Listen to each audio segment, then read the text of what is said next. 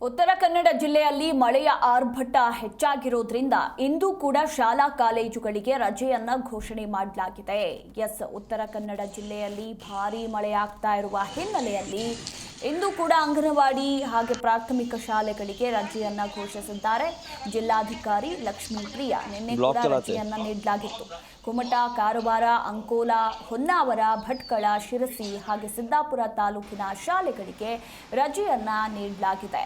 ಇನ್ನು ಇಂದು ಜಿಲ್ಲೆಯಲ್ಲಿ red alert ಅನ್ನ ಘೋಷಣೆ ಮಾಡಲಾಗಿದೆ. ಮುಂಜಾಗ್ರತಾ ಕ್ರಮವಾಗಿ ರಜೆಯನ್ನ ಘೋಷಿಸಿರುವ ಡಿಸಿ ಲಕ್ಷ್ಮೀಪ್ರಿಯಾ ಕಳೆದ ಒಂದು ವಾರದಿಂದ ವರುಣನ ಆರ್ಭಟ ರಾಜ್ಯಾದ್ಯಂತ ಹೆಚ್ಚಾಗಿದ್ದು ಇನ್ನು 2-3 ದಿನಗಳ ಕಾಲ ಇದೇ ರೀತಿ ಮಳೆಯ ಅಬ್ಬರ ಇರಲಿದೆ ಅಂತ ಹೇಳಲಾಗ್ತಾ ಇದೆ.